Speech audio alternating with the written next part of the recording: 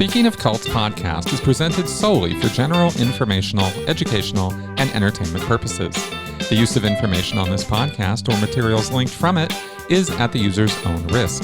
The views, information, or opinions expressed by the host and guests are solely those of the individuals involved and do not constitute medical or other professional advice.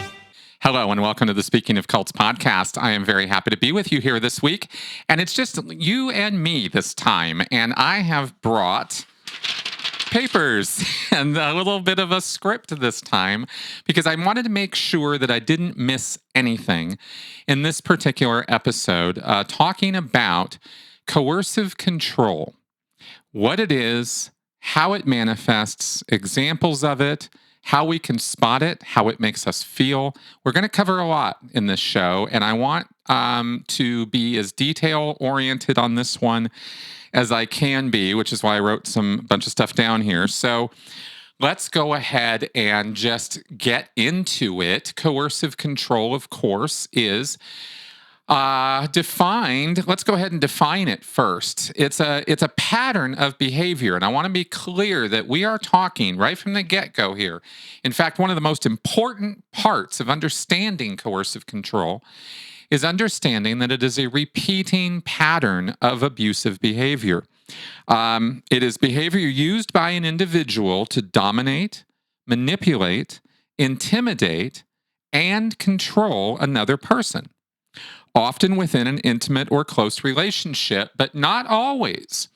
Coercive control manifests across a number of places or in all kinds of spaces that people get involved in, from spousal abuse or domestic partnerships to group situations at work, at clubs, at sports events or teams, at anything that a person is regularly part of, you could say, as a group, and most especially when it is groups that are formed around or very centrally focused around ideological or core value belief system type things, where we see this in ideological political groups, religious activities, lots and lots of that.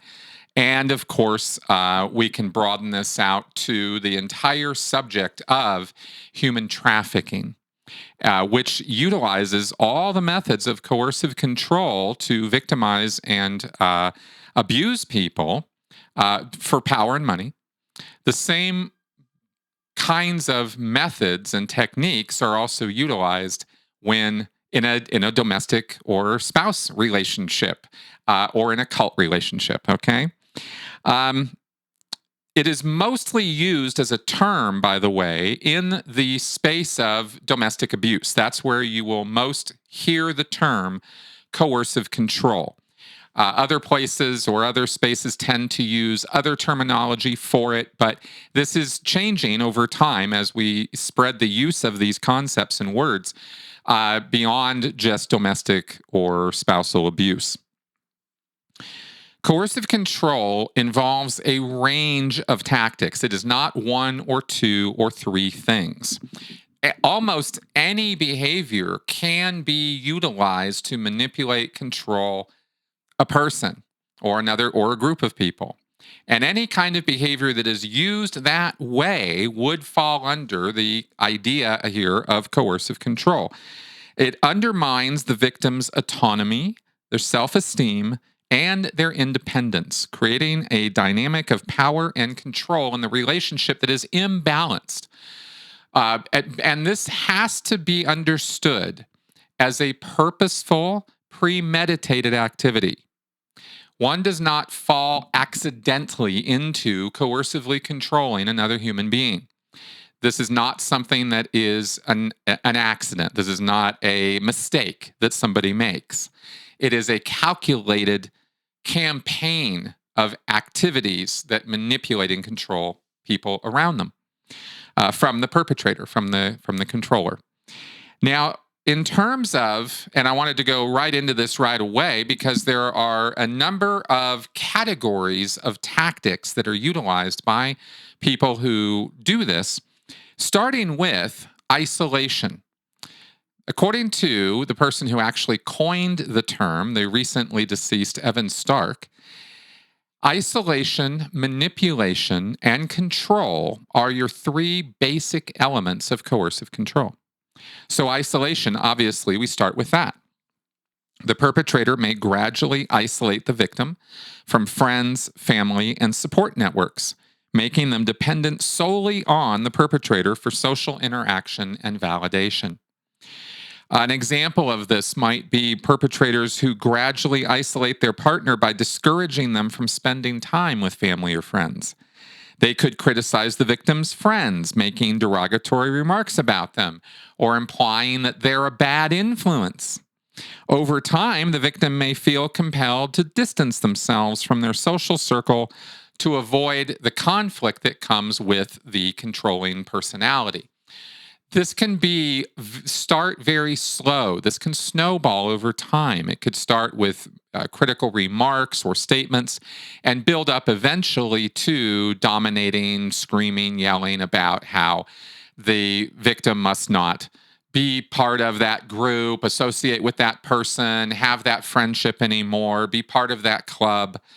It is an effort to isolate by basically blowing up the person's social networks, professional life, or anything else that needs to be blown up so as to maintain a complete dominating control over the target or over the victim. And this, by the way, it needs to be noted right away. I will also lead with this, that this is not a gender specific activity. Any human being can coercively control another human being. Gender actually has absolutely nothing to do with the behavior. The tendency to engage in this behavior appears to be more prominent among males, especially in domestic partnerships, but that's a statistical point and not really relevant to the individual problems that you and I might face in our own lives. Statistically speaking, females may not be the ones who dominate relationships or dominate groups or dominate, cults. That doesn't mean that they can't or that you won't run into a female who will do that to you. So it's important that we keep those statistics in perspective. Coercive control is something that can happen to anyone at any time in almost any situation. Now, another tactic utilized by perpetrators of coercive control beyond isolation is monitoring and surveillance. This involves a constant monitoring of the victim's activities, such as tracking their movements, checking their communications, and demanding detailed explanations for their whereabouts. It's not enough that you were out with friends. What friends? Where? When? What were you doing?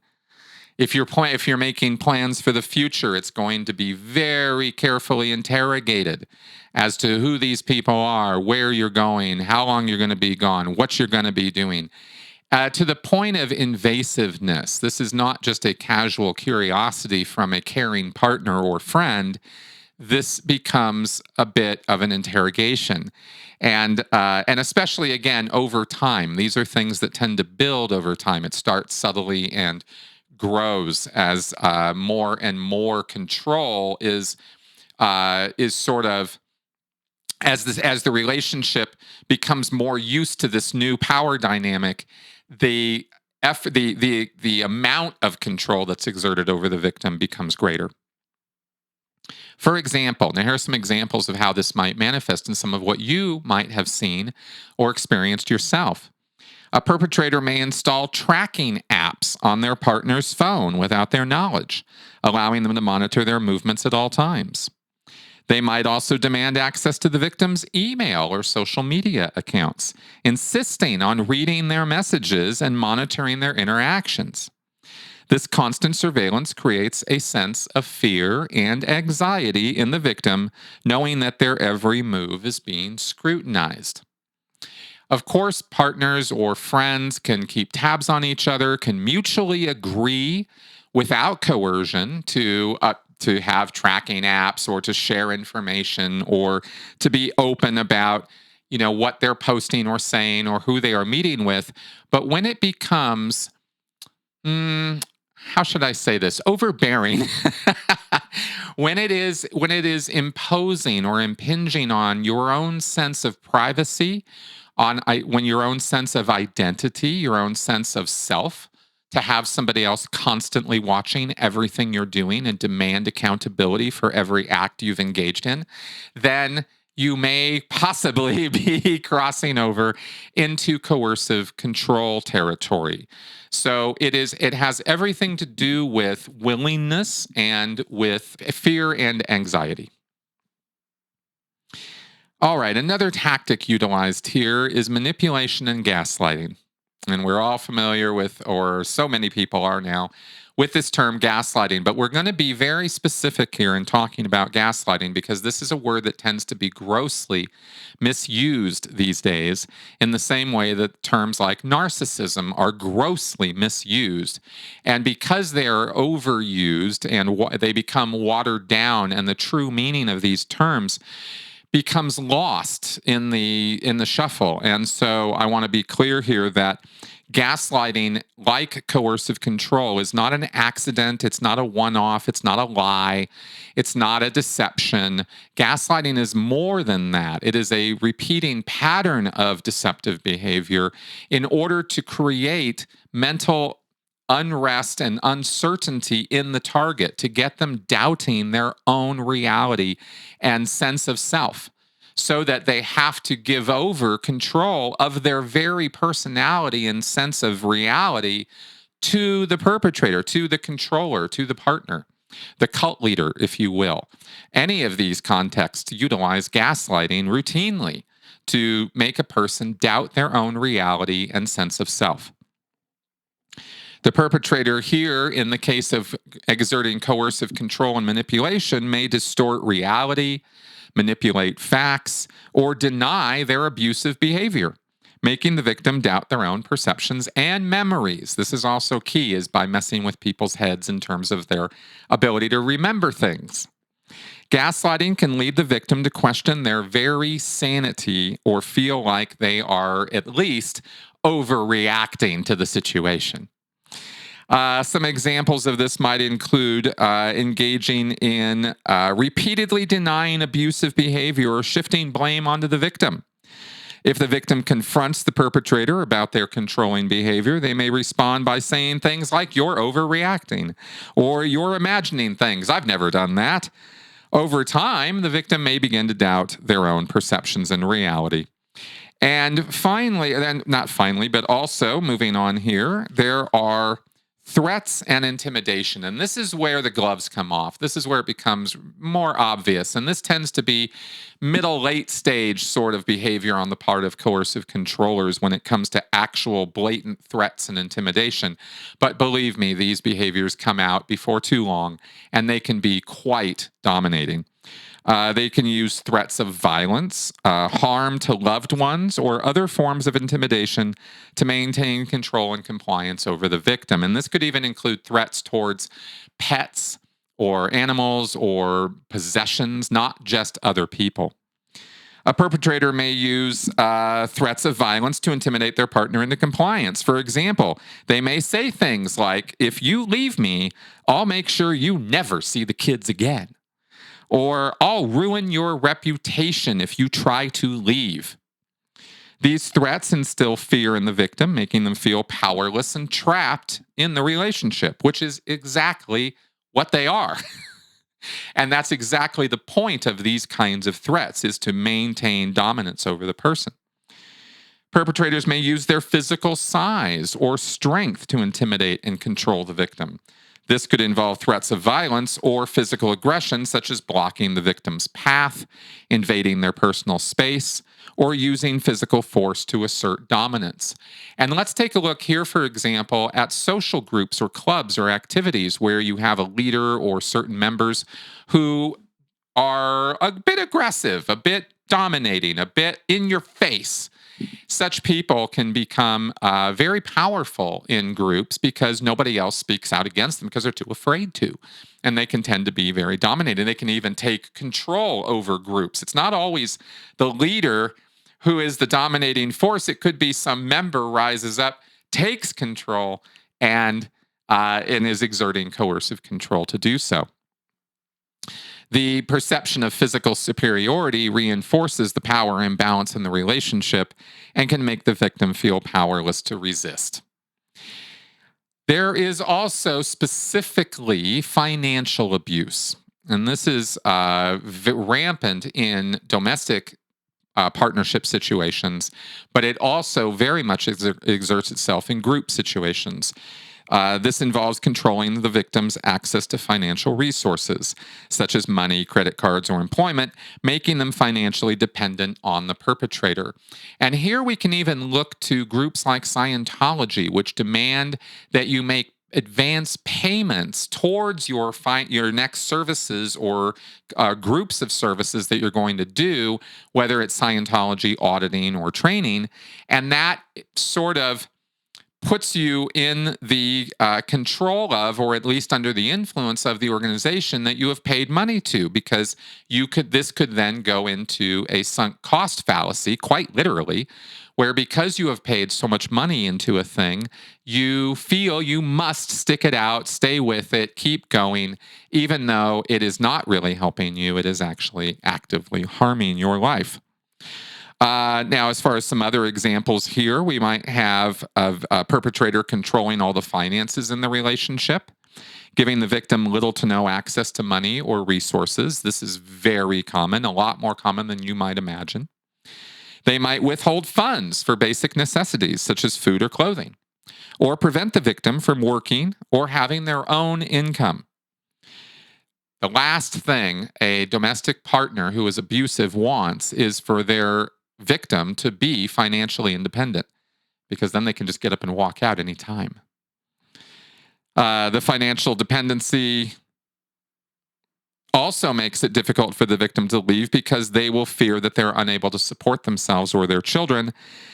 They may also restrict access to other things, not just money, but also vehicles, passports, identification, use of technology, making it difficult for them to seek help or connect with support networks outside the relationship. There is emotional abuse, and this is a constant component of coercive control. It heavily leverages our emotional needs against us. The perpetrator becomes familiar with the victim, becomes familiar with their habits and patterns, and with their emotional makeup. In fact, they kind of study that very carefully in getting to know their victim. What are their hates? What are their fears? What are their likes? What are their dislikes? I'm drawing that right out of Hubbard and Scientology, because that's how they determine how to best victimize somebody, is they find out those things. Well, it's very far from L. Ron Hubbard, who came up with that idea. Coercive controllers do that sort of thing all the time. They're trying to find out what it is that drives their victim so that they can set up all the landmines around those emotional needs and thereby control the person. Emotional manipulation, verbal degradation, and demeaning behavior are common tactics to undermine the victim's self-esteem and confidence. The perpetrator may exhibit extreme jealousy or possessiveness, constantly monitoring the victim's interactions with others, questioning their loyalty or love or dedication, becoming angry or suspicious if they spend time away. They may engage in further emotional abuse by constantly criticizing and belittling the victim. They might call them names, insult their intelligence or appearance, or undermine their accomplishments. They may also play the victim or portray themselves as the sole source of support and stability in the victim's life, making it difficult for the victim to assert their own needs or desires. This can be quite overwhelming. It's all about the other person. And anytime, your own needs and wants come up, oh, those are always in the back seat. We'll get to those later. Right now, what's important are my needs and wants, right? This is the perpetrator talking. So, yeah, this emotional degradation chips away at the victim's self esteem and makes them more vulnerable to the perpetrator's control. It is this, and this again is a way of how they enact the power imbalance. Is it's all about them. It's never about you as the victim. And finally, we have privilege as a manipulative tactic or strategy. The perpetrator may assert their superiority or entitlement in the relationship, demanding special treatment or privileges while restricting the victim's freedoms and choices. Perpetrators may leverage their social status or reputation to manipulate and control the victim. They might use their influence within social circles or communities to discredit the victim, spread rumors or lies about them, or manipulate others into siding with them against the victim.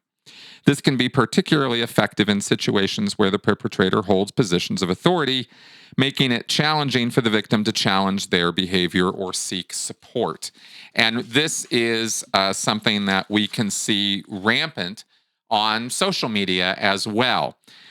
So, this is behavior that tends to be more common than you might imagine until you start looking for it.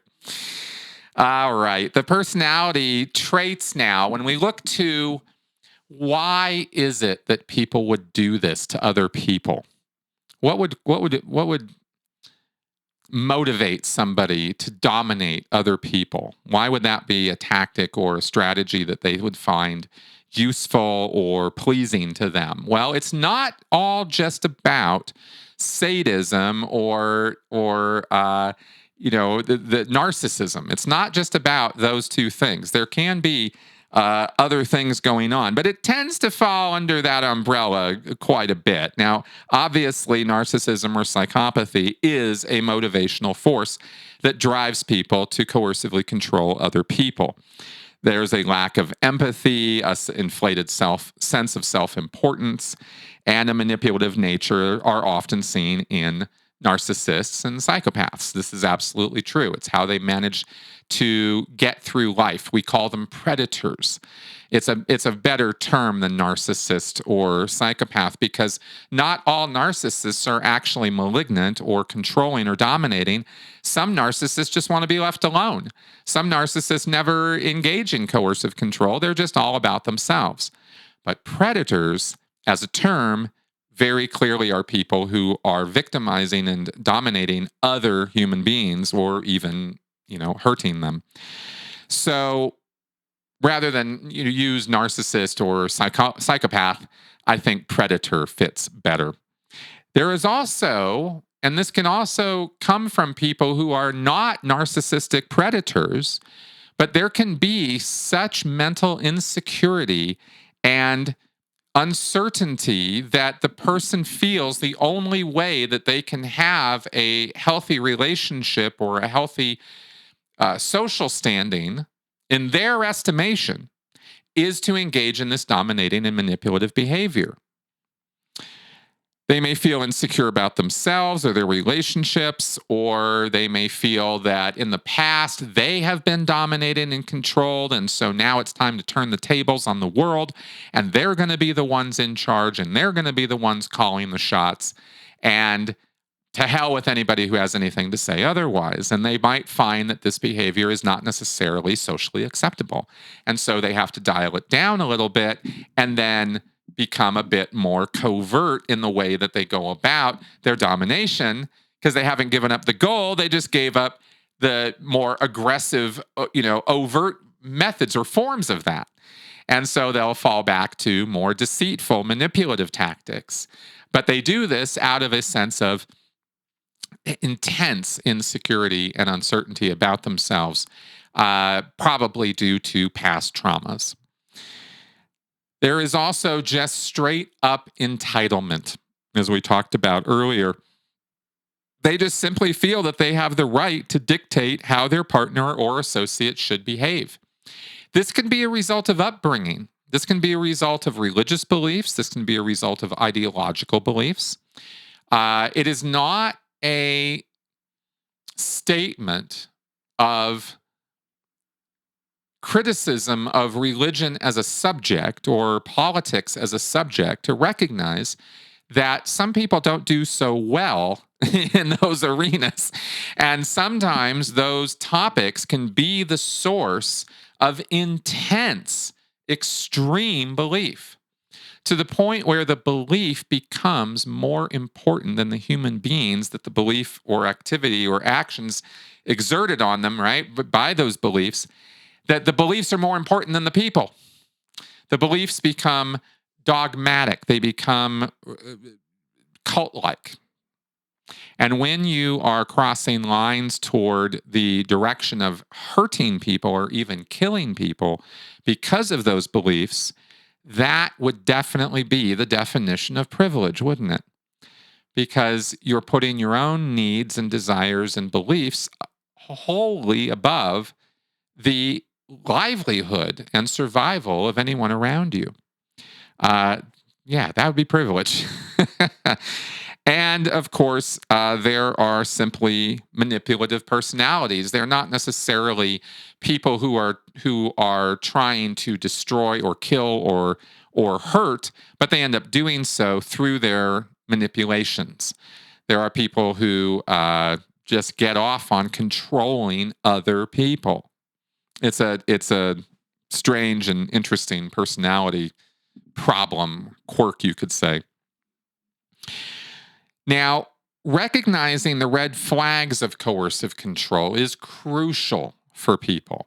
I've given some examples today already of how you might see this behavior manifest, but there are also things that can happen to a victim over time that can tell them or clue them off that maybe they're in a situation that they shouldn't be in, or a relationship they shouldn't be in, or they've joined a group that they very much should not be part of. And they can tell this not from necessarily just the behavior of others, but how they feel when thinking with or involved with that person or group. For example, feeling fearful or anxious around a partner or friend or group, especially when anticipating their reaction to certain actions or decisions. Feeling isolated from friends, family, or support networks due to a partner's influence. If you suddenly look up one day and realize that you haven't talked with your family in a year or two, and you used to be talking with them all the time, or you haven't visited any other friends lately, you've just been sort of cloistered around at home, this kind of thing, it can be a red flag. Experiencing a loss of autonomy and independence in decision making, finances, or personal activities. There is nothing that the coercive controller wants more than to create codependency in their victims. They want that person to be utterly reliant on them as the controlling force for every little thing. Constantly walking on eggshells or feeling like you need to tiptoe around the other person's mood or demands. Perpetrators may exhibit unpredictable mood swings, alternating between charm and affection one moment and anger or aggression the next. This roller coaster of emotions can keep the victim off balance and unsure of how to act or respond, further reinforcing the perpetrator's control. And finally, experiencing a significant shift in personality, self-esteem, or confidence since entering the relationship. And again, domestic relationship, group relationship, same. How do you feel about it? And how do you feel about it over time? And can you remember or recall good moments in the same volume or number as bad? There should be more. There should be a lot more moments of good, survival, happy, joyous experiences in any relationship, or certainly not harmful, damaging, destructive events or arguments or insults and this kind of thing. So what's the balance there? In a coercive situation, it is always unbalanced. There is always more bad than there is good. There is more negative than there is positive. And yet it can take an awful lot of honest looking and examining to be willing to acknowledge that. Because again, that codependency component is important. The coercive controller wants the victim to feel dependent utterly and completely on the perpetrator. So they will create all kinds of mental, psychological landmines that the victim has to walk around so carefully to not have go off, that they might just feel so exhausted by having to exert all that energy all the time doing that, that they just don't even want to go there, and they just sort of, okay, fine. And they just put up with things, and they become habituated to putting up with things that they never would have agreed to when the relationship first started, or outside of the relationship, they wouldn't put up with anybody doing this to them. But they will in the relationship, again, whether it's a cult or a group or a club or an individual that a person is in a relationship with. So, if you suspect that you are a victim of coercive control, there are steps you can take to protect yourself. First, number one, is reach out for support. And obviously, watching podcasts like this, getting educated, that kind of thing, very, very supportive. Talk to trusted friends, family members, or professionals who can provide support and help you assess your situation objectively. And that's really important, because we can lose sight of objectivity when we get involved in very emotionally impactful relationships where we're in love with someone, or we are in a state of awe and euphoria over a cult leader or his methods or techniques, or this new diet or this new method or this new thing that you're signed up for. And it's all so thrilling and also exciting. And isn't this the best of all possible worlds? And we can be very, very reluctant to want to question that, or want to think maybe this isn't everything it's cracked up to be. And that is necessary that we do that reflection, though, when we are feeling like we're walking on eggshells, when we feel like things aren't so great, when we feel like, I don't know that this is, when we start having all these questions and concerns, that is the time to really seriously take the rose-colored glasses off and take a good hard look at the situation. And that often will require the help of outside observers like friends, family, etc., or obviously professionals. Now, if you find you're in a situation where there is coercive control being exerted against you, it is important that you document the abuse. Keep a record of any abusive incidents, including dates, times, and details of what happened. Just even if you had to keep it in a little notepad you keep in your back pocket with a little pencil, and you just make little notes here and there in, hidden away from the abuser.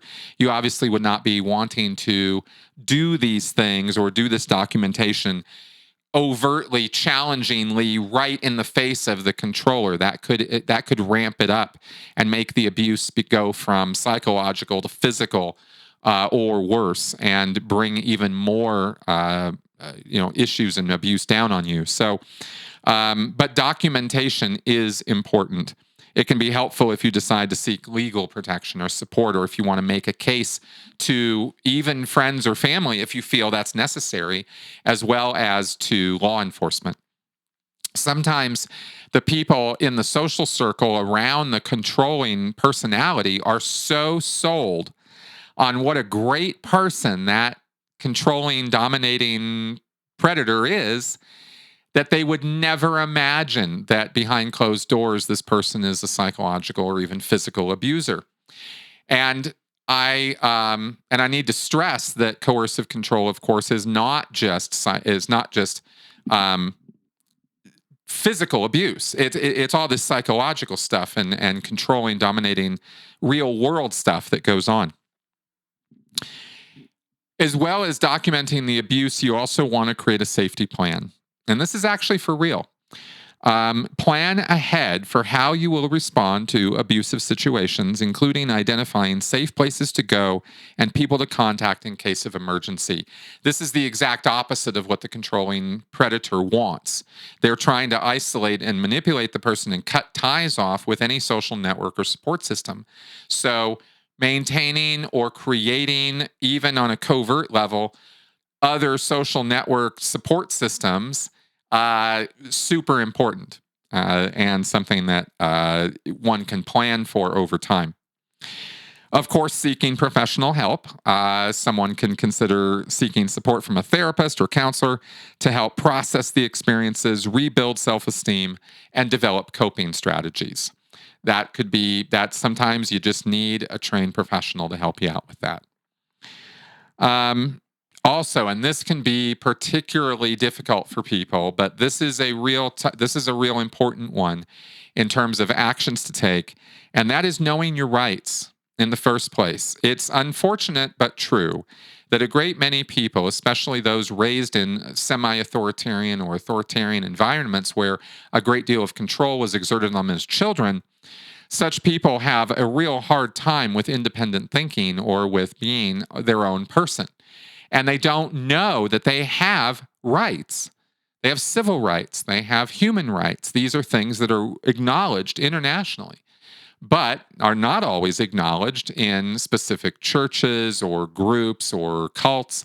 And a person can be convinced or made to believe that they don't have any rights, or that their rights are only granted by the controlling manipulative predator.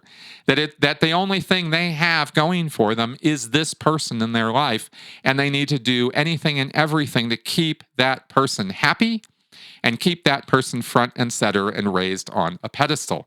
So that's not right. That's not a healthy relationship, and that is definitely not a good place to be in terms of mental health. Codependency and dominating personalities and this kind of thing are the last thing that anyone needs in their life in order to have a healthy relationship or have a healthy mental outlook. And finally, of course, the last thing that you can do if you find out that you're in a situation like this is end the relationship. Just move on. Ultimately, and this is can be a hard message to get across to people sometimes when they are in a situation like this, but ultimately your safety and well-being are paramount. If the coercive control continues despite your efforts to address it, consider ending the relationship and seeking support to rebuild your life.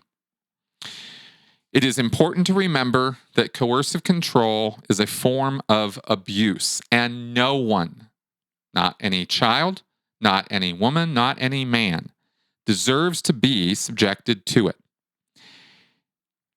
Yeah, so if you know someone who is experiencing this, or you yourself are, well, you came to the right place. This is exactly the channel which will have information and tools for you to use to deal with this. And of course, you can contact any trained professionals in your area personally and directly to get one-on-one help. Again, whatever the context, whatever the situation, whatever, however you find yourself the victim of this, you don't have to be. And there is no reason for you to continue to be. You can stop it immediately. And if you can't stop it today, make a plan so that you can stop it tomorrow or the next day or the next as soon as you possibly can. Getting out from under financial domination and emotional, psychological abuse and gaslighting is hard. No one ever said that any part of this is going to be easy. It is emotionally taxing, even exhausting. It can be financially draining. It can tear apart your life, your professional life, your personal life. It can feel horrible. And that's all emanating from and coming from the predator, making your life that way. So the faster you can get away from that and do something about it, the better. And no matter how small it is that you think you can do something, it's better than nothing, right? Any step forward, any step away from this is a positive step. So don't let that overwhelm or the emotional devastation of this experience make you quit or stop or give up, because it is possible to move on from a coercive relationship or situation, get your life back, pick yourself back up, and move on as an independent thinker and operator in your own life, creating your own path forward. That is where I would like to see you. That's where I'd like to see everybody in life, right? And so I hope that this information today helped enable you to do that. That was the point. All right. And with that, I will see you guys next week. Thank you very much for coming and listening to this. I hope it was useful, informative, educational, and entertaining. And on that, I will see you next week. Bye bye.